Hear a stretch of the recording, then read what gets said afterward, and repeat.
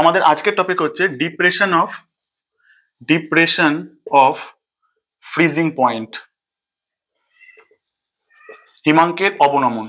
বিগত ক্লাসগুলোতে খেয়াল করে দেখবে দ্রবণের চ্যাপ্টারগুলো পরপর আমি আসছি, সেক্ষেত্রে এটা হলো আরেকটা কোয়ালিটেটিভ প্রপার্টিজ। প্রিভিয়াস গুলো ছিল হচ্ছে বাষ্পচাপের আপেক্ষিক অবনমন সংক্রান্ত রাউল্টের সূত্র, তারপরেরটা ছিল আমার স্ফুটনাঙ্কের উন্নয়ন, এটা হচ্ছে হিমাঙ্কের অবনমন।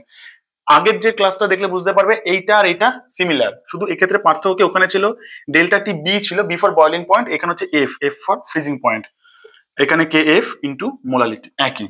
তো এখানে কে এফ ওটাকে বলেছিলাম আমি হচ্ছে ইভিলিওস্কোপিক ধ্রুবক, আর এটাকে বলা হচ্ছে ক্রায়োস্কোপিক ধ্রুবক বা হিমাঙ্ক অবনমন ধ্রুবক। ইন্টু এম মোলালিটি মানে কি W2 into 1000 by W1 into M2, এটা হচ্ছে দ্রাবের আণবিক ভর, দ্রাবের আণবিক ভর, ঠিক। এটা হচ্ছে দ্রাবের ওজন বা ভর, এটা হচ্ছে 1, বুঝতে সুবিধা হবে 1, এটা হচ্ছে দ্রাবকের ভর, ঠিক। আর ডেল্টা টিএফ মানে কি? ডেল্টা টিএফ মানে হচ্ছে টিএফ মাইনাস টি প্রাইম এফ। তাহলে এটা কি? এটা হচ্ছে বিশুদ্ধ দ্রাবকের হিমাঙ্ক, আর এটা হচ্ছে দ্রবণের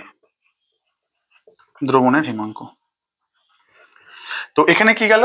আর এইখানেও কিন্তু কন্ডিশন সেই একই, কঠিন অনুদ্বায়ী তড়িৎ অবিশ্লেষ্য দ্রাব দ্রবীভূত থাকলে দ্রবণের যে হিমাঙ্কের অবনমন হয় তা উক্ত দ্রবণের মোলাল গাঢ়ত্বের সমানুপাতিক, মানে হচ্ছে এটা প্রপোর্শনাল টু এম।